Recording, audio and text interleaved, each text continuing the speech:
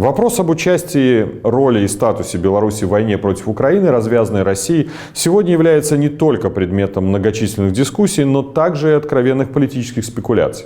Так называемое правительство белорусского диктатора Лукашенко, который еще недавно утверждал, что именно с территории Беларуси был нанесен первый превентивный удар по Украине еще 23 февраля в 23:00, и что без Беларуси российское вторжение в Украину было бы невозможным, сегодня делает совершенно противоположные заявления. Нас ввязали в эту войну и рассылает письма в МИДы западных стран с отрицаниями любых инсинуаций о том, что Беларусь каким-либо образом вовлечена в боевые действия в Украине.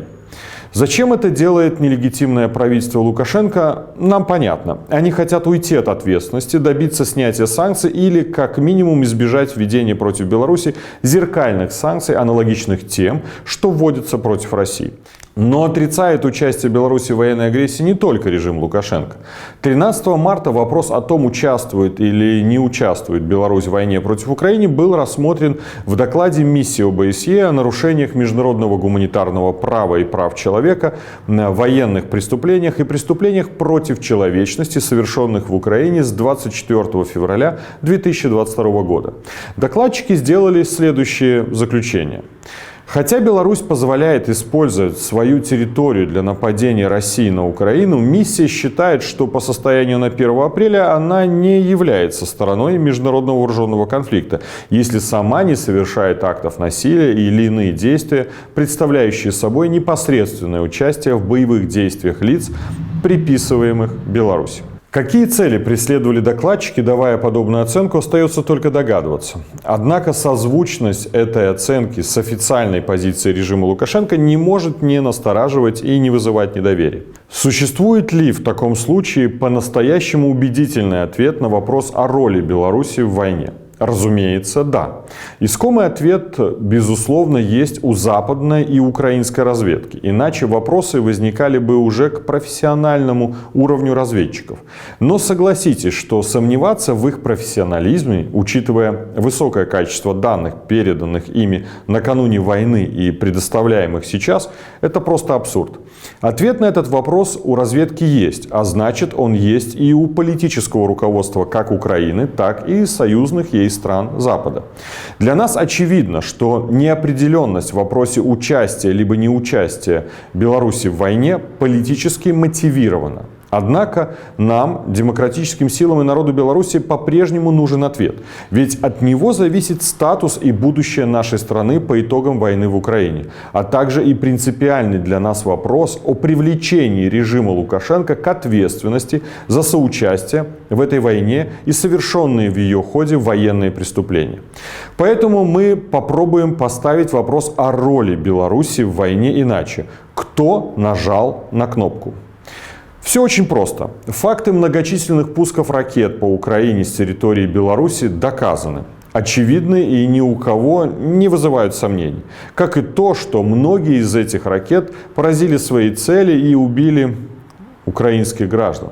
И совершенно не важно, чьи это были ракеты, российские или белорусские. Важно то, кто нажимал на кнопку. Если хоть единожды это сделал военнослужащий Беларуси, это значит, что Беларусь непосредственно участвует в войне и убивает украинцев.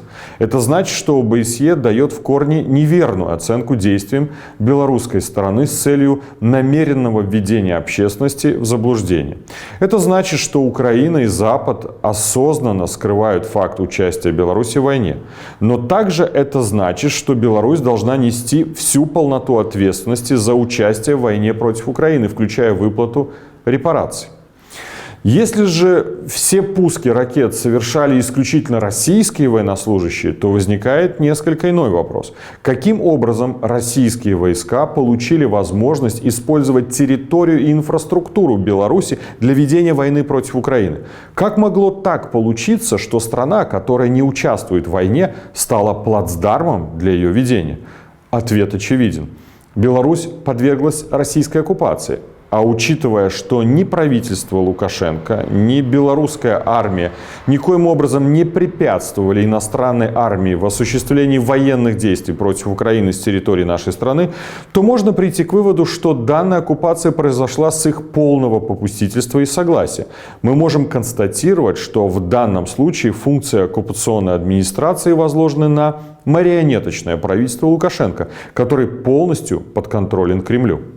А значит, и всю ответственность за соучастие в российской агрессии против Украины несет марионеточный режим Лукашенко. Это значит, что вопрос об участии Беларуси в войне в принципе необходимо ставить иначе. Ее соучастником является не сама Беларусь, а кремлевская оккупационная администрация во главе с Лукашенко. Режим диктатора. Именно так вопрос ставим мы, демократические силы Беларуси. Марионеточное правительство Лукашенко наравне с Россией виновно в развязывании войны против Украины. Именно оно допустило и способствовало оккупации Беларуси России, тем самым предоставило Путину территорию и всю необходимую инфраструктуру для переброски и размещения его войск, осуществления ракетных и авиационных ударов по территории Украины, а также для обеспечения тыловой поддержки российской армии, ее технического и медицинского обслуживания. А значит, у всего международного сообщества, включая Украину, есть право требовать немедленного вывода российских оккупационных войск с территории Беларуси, то есть ее деоккупации, а значит, привлечения марионеточного режима Лукашенко и к ответственности за военную агрессию против Украины наравне с Россией. Также это значит, что необходимо полностью синхронизировать санкции за военную агрессию и применять их в равной степени к России и к режиму Лукашенко. И использовать их в том числе как инструмент принуждения к выводу российских войск с оккупированной Беларуси, что является критически необходимым шагом для прекращения войны, обеспечения региональной безопасности и будущего независимости Беларуси. И, наконец, это значит, что марионеточный режим Лукашенко должен получить соответствующую международно-правовую оценку, должен быть полностью лишен признания и политической субъектности и, как следствие, исключен из любых международных конфигураций, включая мирные переговоры. А участие Беларуси в любых международных организациях должно быть приостановлено до прекращения оккупации и появления признанного в мире демократического правительства нашей страны. Однако добиться этого возможно только в случае международно-правового признания факта оккупации Беларуси Россией. Так кто же нажал на кнопку и какова роль Беларуси в войне против Украины?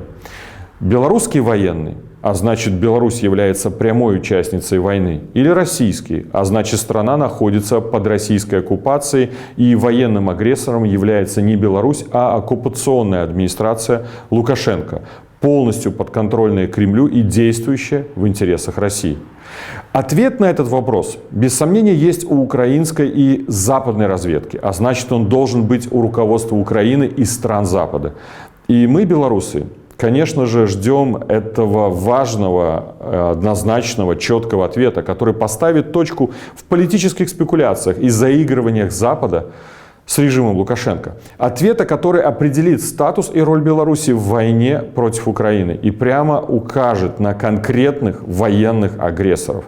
Пришло время назвать вещи своими именами, ведь от этого напрямую зависит, будут ли привлечены к ответственности все, без исключения, виновные в развязывании кровавой войны в самом центре Европы. А от этого, в свою очередь, зависит будущее нашей страны и безопасность всего региона, с которыми сегодня играют не только Путин и его марионетка Лукашенко, но и, возможно, сам Запад.